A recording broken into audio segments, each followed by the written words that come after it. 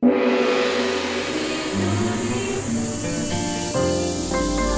TV Channel 3, Jembatan Pencerahan.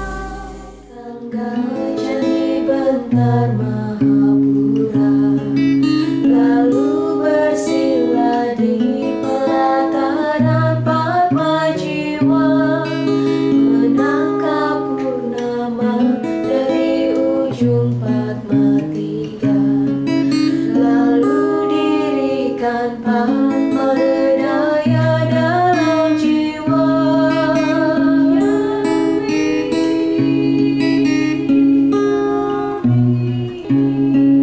Menghisap cahaya para dewa Mahadewa, menjadi aksara wijaksana dalam jiwa, agar berpikir berkata.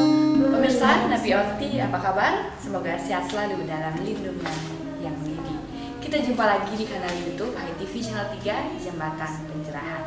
Ini bulan ke-6 Nawaksara Wartam, jujur, jernih, jelas, lugas, tegas, cerdas, tuntas. Nah pemirsa, mengimplementasikan Nawaksara Wartam, kami menghadirkan berbagai tayangan menarik yang diawali dengan high schooling Sekolah Rumah Hindu Dharma, dilanjutkan dengan ngopi, ngobrol, inspiratif, dan berbagai tayangan menariknya. Bersama saya Dia Parisya dari pameran lukis para jurnalis. Selamat menyaksikan.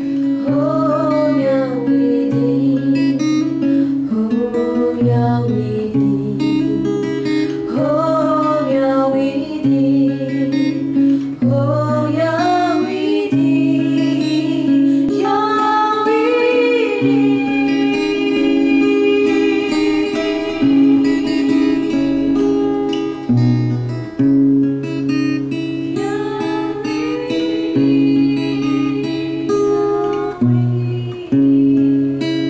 Menaiki tangga jadi bentar Mahapura, lalu bersila di pelataran Padma Jiwa, menangkap purnama dari ujung Padma Tiga, lalu dirikan Padma Daya dalam jiwa.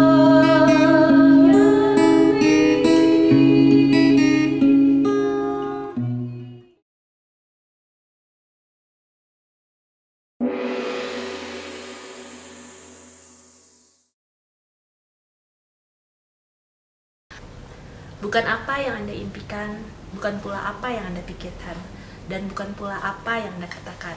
Tapi yang terpenting adalah yang Anda lakukan atas impian, pikiran, dan ucapan Anda itu tentang Hindu Dharma. Saya Pamela untuk Hai TV Channel 3, Jembatan Pencerahan.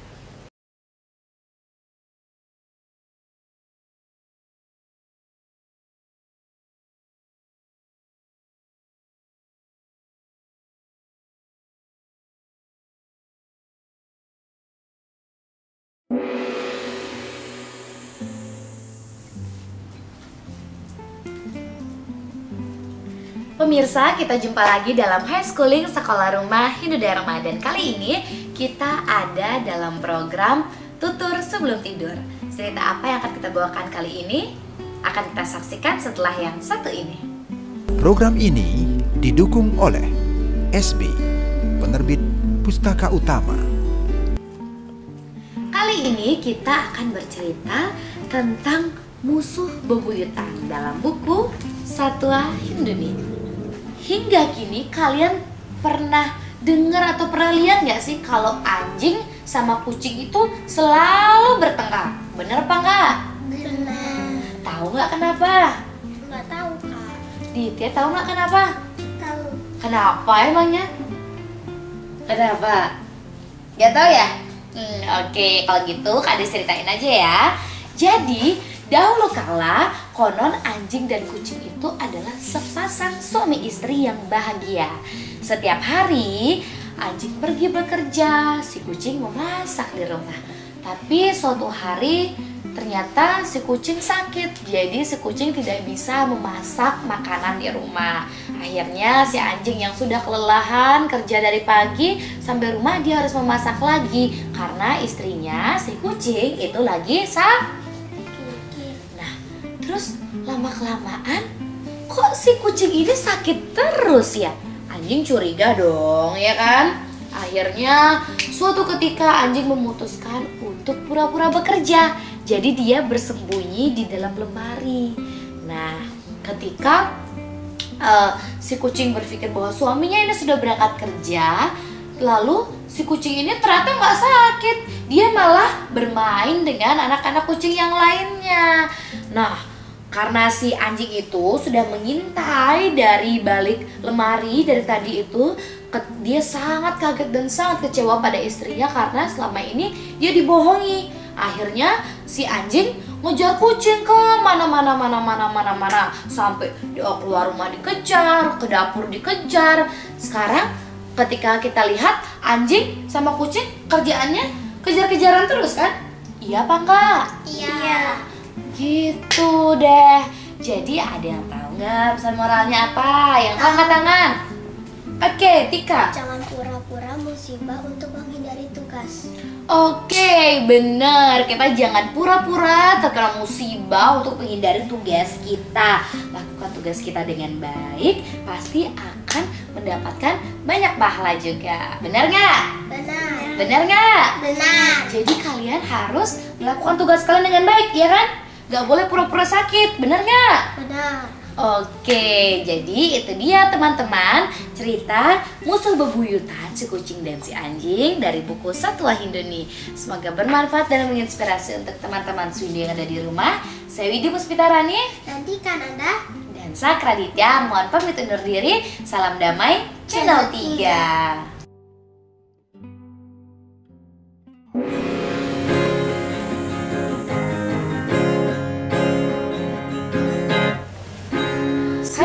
Dharma, kita jumpa kembali dalam Wow Wartam on WA.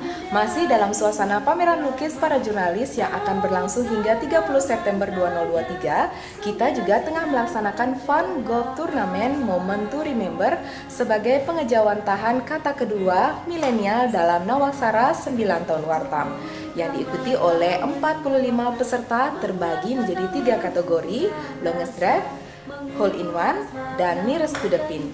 Ini adalah momen kita untuk mengingatkan kembali filsafat golf, sportivitas, dan games kecerdasan. Seperti semboyan mensana in corpore sano, dalam badan yang sehat terdapat artikel yang cerdas. Nah, seperti apa keseruan para peserta Fun Golf Turnamen mengikuti games kecerdasan ini?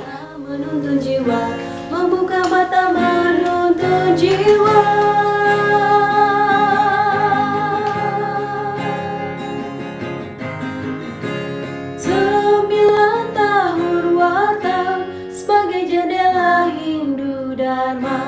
Nawaksara mantranya 9 sinar pencerahan.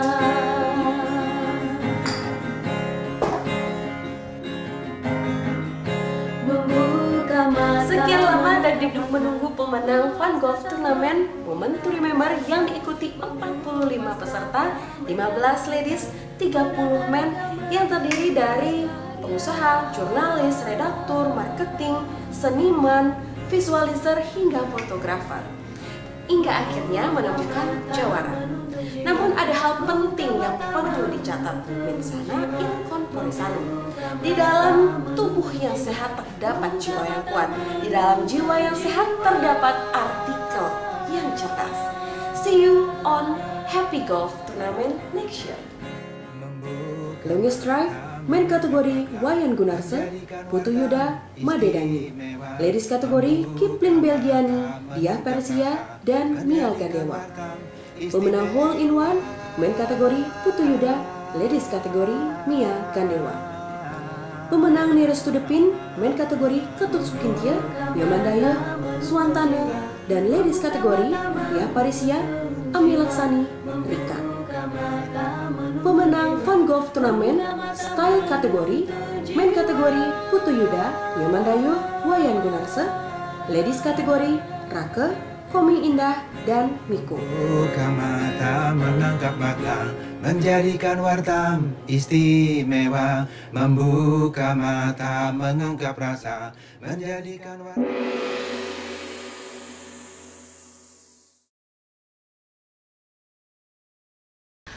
Kita sadar betul bahwa kita berada di ruang berbeda. Seringkali duduk di kursi berlainan, bahkan tidur di ranjang yang tak sama. Tapi kita yakin kita punya mimpi yang sama. Hindu Dharma bercahaya. Saya Hera untuk HitTV Channel 3, Jembatan Pencerahan.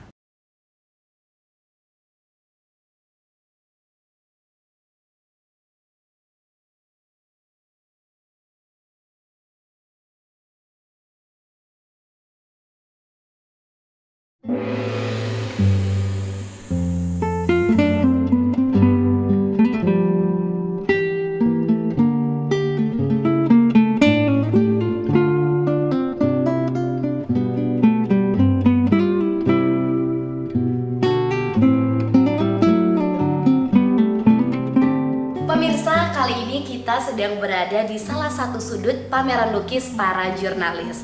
Nah, kali ini ada seorang kolektor komik dan juga lukisan yang bertandang ke pameran para jurnalis. Ayo kita tanya-tanya Pak Ian tentang apa sih komentar beliau dengan pameran ini. Nah, yang pertama Pak, biasanya nih para penulis ini kan biasa dengan bahasa kata gitu ya. Nah, sekarang para pelukis ini diberi bahasa garis, gimana tuh menurut Bapak? Ya, dua-duanya kan sama saja, sama-sama ingin berkomunikasi, mengkomunikasikan gagasan, ide, pemikiran, dan lain sebagainya. Mungkin mediumnya yang berbeda, yang satu pakai medium kata-kata, yang satu pakai medium kanvas, garis, dan warna, dan lain sebagainya. Tapi dua-duanya kan ingin berkomunikasi dan mengkomunikasikan gagasan. Nah, masalahnya kan belum tentu gagasan yang akan disampaikan itu nyampe atau ditangkap oleh masyarakat komunikan itu. Oleh karena itu mungkin nanti kita lihat karyanya, dari situ mungkin ada gagasan apa mungkin atau yang ingin saya sumbangkan untuk teman-teman jurnalis yang melukis. Oke Pak, ini kan sesuatu yang agak nyeleneh gitu loh Pak. Jadi para penulis tiba-tiba melukis. Nah, ayo Pak kita sambil jalan Pak lihat lukisan. Nah, gimana komentar Bapak setelah Bapak melihat lukisan-lukisan ini Pak? Ya, bagi saya sih sama aja, nggak ada barang nyeleneh, siapa saja. Apalagi orang Bali, siapa aja bisa melukis, siapa aja bisa menggambar. Apakah gambarnya bagus, apakah gambarnya baik, apa gambarnya laku dijual, itu persoalan lain. Tapi semua orang bisa mengekspresikan dirinya, mengekspresikan perasaannya melalui media gambar. Dari bayi sampai orang tua bisa gambar. Oke deh Pak. Nah, Bapak udah lihat-lihat nih Pak, hampir semua udah Bapak lihat-lihat. Nah, dari 29 lukisan ini mana menurut Bapak yang paling keren, terus yang paling bisa untuk dikasih saran sehingga menjadi lukisan yang keren gitu? Kalau keren itu, semua keren. Karena semua karya visual itu semua keren, semua ada pemikiran di dalamnya, semua ada gagasan, semua ada teknik melukis, semua ada tematiknya.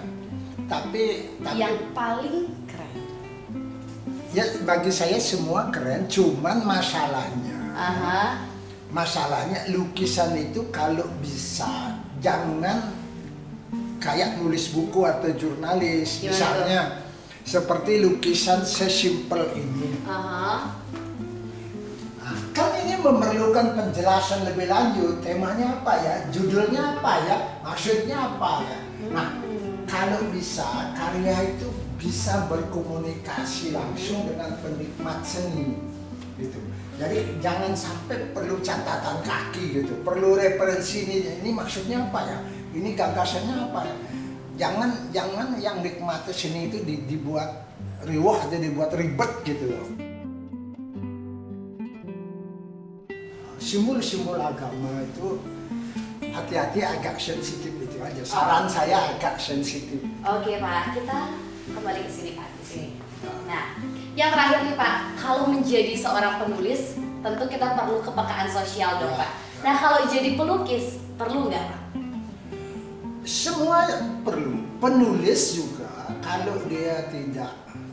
Saya dulu wartawan, jadi tahu Sribon, Dekum segala macam. Jadi Tujukahlah dan lain sebagainya lah. Jadi penulis juga, kalau dia tidak punya kepekaan sosial, tidak punya empati, tidak punya simpati terhadap suatu kejadian atau peristiwa yang menarik baginya, ya itu akan hampa. Oleh karena itu, makanya perlu orang menulis sesuatu, menyampaikan dengan kata-kata. Ada pesan di situ.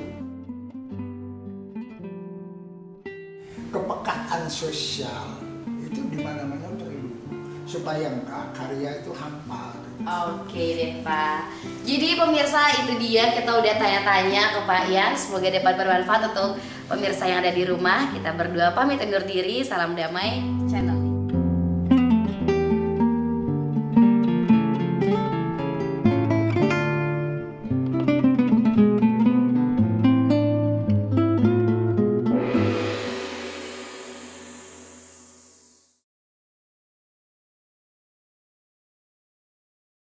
Kita berbuat baik bukanlah agar orang lain berbuat baik kepada kita. Kita berbuat baik karena memang berbuat baik itu adalah sebuah kebaikan, dan agar Ida Sang Hyang Widewasa memberikan lagi kebaikan kepada kita.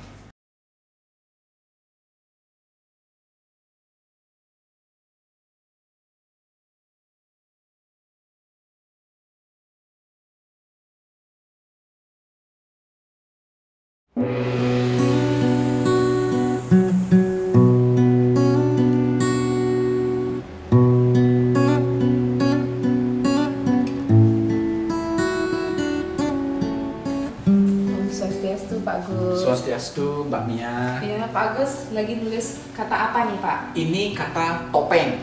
Wow, Ya, topeng. topeng. Wah iya Pak Agus, gimana kalau seandainya kita ulas dalam program Jelajah Hindugrafi? Ya. Nah, cocok nih untuk pemirsa HTV Channel 3 dimanapun berada. Karena kita tepat di belakang karya rupa dengan 189 ya kata-kata Hindu yang terbagi dari tatwa, susila, acara, dan kali ini Pak Agus menulis tentang topeng. Ya. Bisa nggak diceritakan kepada pemirsa sebelum lebih jauh Pak arti dan makna dari topeng itu? Topeng di dalam terminologi Hindu dia petapukan. Petapukan. Ya, petapukan atau petutupan. Nah, kemudian dia mendapatkan sufiks eng di dalam bahasa Jawa kuno menjadi tutupain, lama-lama menjadi topeng. Tetapi bukan topeng-topeng yang di pasaran ya.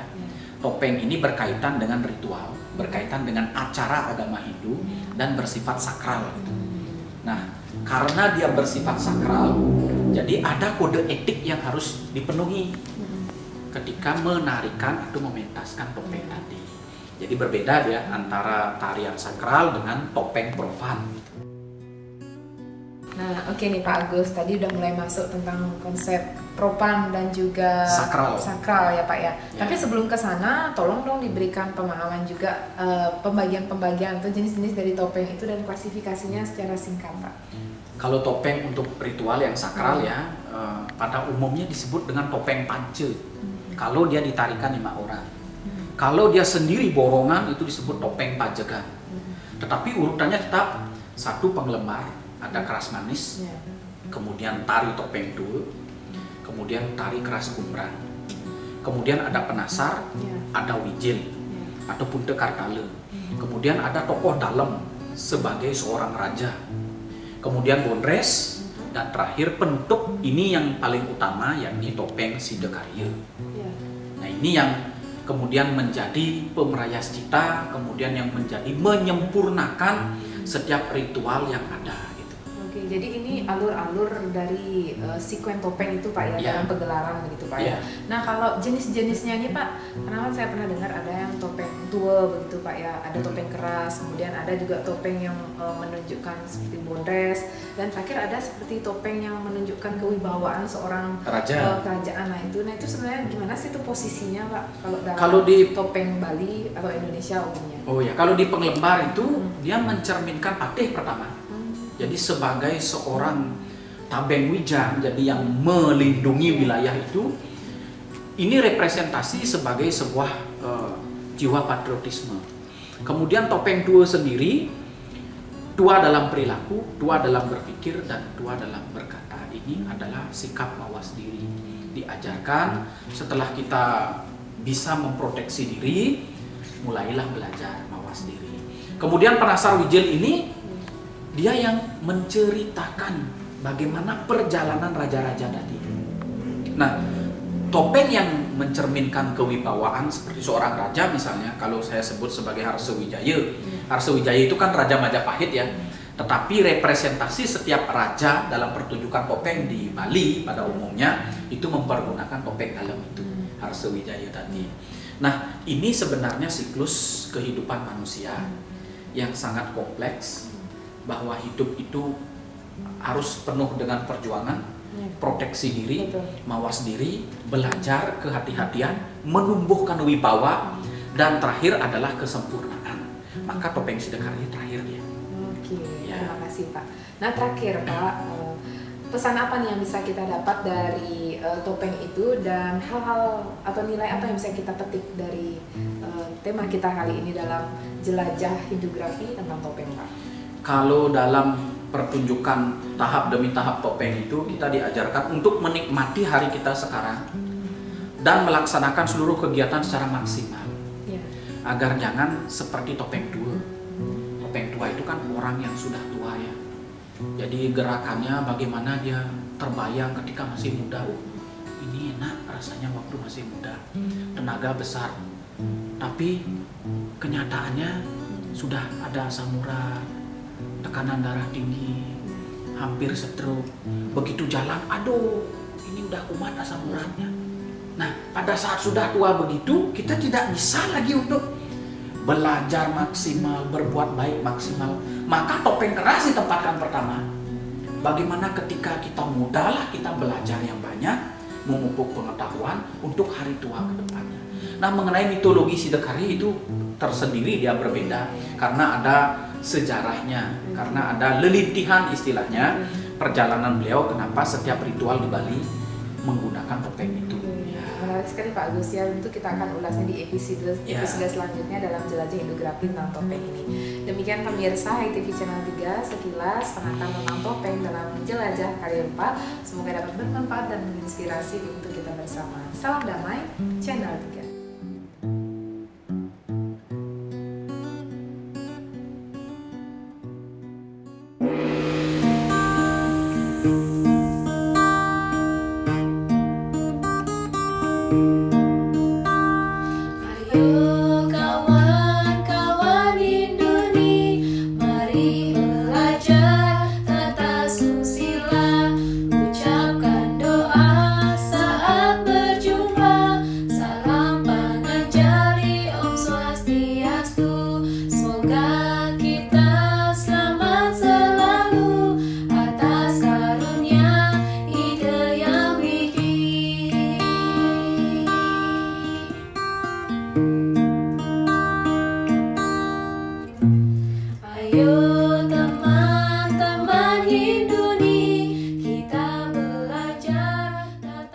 Pemirsa, demikian tadi program-program mengisi Nawaksara Wartam. Semoga dapat bermanfaat dan menginspirasi untuk kita bersama.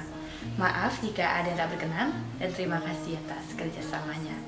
Sebelum kami akhiri, kami ingatkan kembali untuk menyukseskan kampanye Gasir gerakan Rp10.000 dengan mendonasikan Rp10.000 saja ke rekening Wartam BTN 0098015000766695 mendukung program Wartam Educare dan Kori Record Hindu Indonesia. Bersama saya Dia Patricia dari pameran lukis para jurnalis yang berlangsung hingga 30 September 2023. Salam damai Channel 3. Semoga kita selamat selalu atas karunia ide yang widi.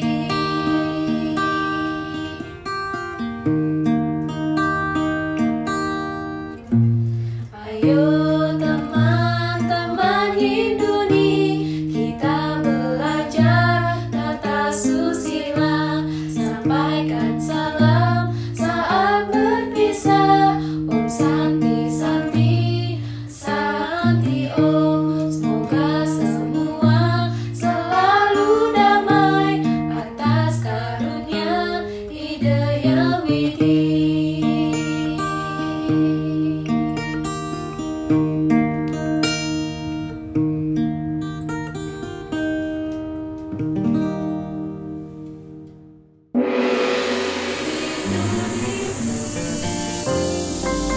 ITV Channel 3, Jembatan Pencerahan.